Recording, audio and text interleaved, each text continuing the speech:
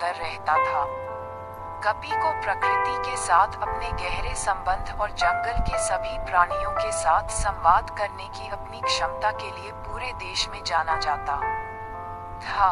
एक दिन एक बहुत बड़ी बुराई एक राक्षस के रूप में जंगल में घुस आई जो भूमि पर अराजकता और विनाश लाना चाहता था। नारा के प्राणी भयभीत हो गए और मदद के लिए कपी की ओर मुड़े। भारी मन से कपी को पता था कि वह अकेले राक्षस को नहीं हरा सकता।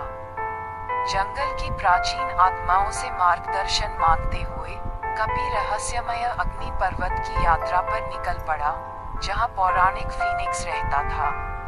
फीनिक्स आग और प्रकाश का एक बुद्धिमान और परोपकारी प्राणी, राक्षस को जंगल से निकालने के कपी के प्रयास में मदद करने के लिए सहमत हो गया। साथ में कपी और फीनिक्स ने राक्षस को जादुई लताओं से बने एक जादुई पिंजरे में फंसाने और फीनिक्स की ज्वलंत सांस से उसे जलाने की योजना बनाई। योजना जोखिम भरी थी, लेकिन कपी को पता था कि जंगल को निश्चित विनाश से बचाने का यह उनका एकमात्र मौका था।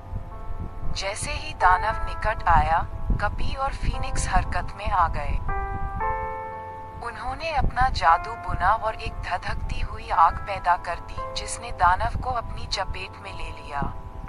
एक गगनभेदी दहाड़ के साथ दानव आग के पिंजरे में फंस गया और भागने में असमर्थ हो गया।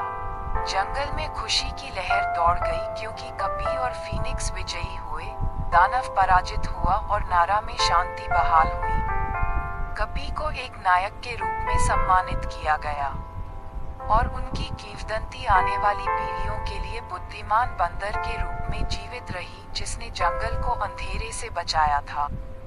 और इसलिए कपी ने नारा के जीवों की रक्षा करने और जंगल को नुकसान से सुरक्षित रखने के लिए अपनी बुद्धि और जादू का उपयोग करते हुए भूमि पर नजर रखना जारी रखा। बंदर नायक की कहानी जंगल के प्राणियों के बीच एक प्रिय मिथक बन गई, जो अंधेरे का सामना करने में साहस, दोस्ती और जादू की शक्ति की याद दिलाती है।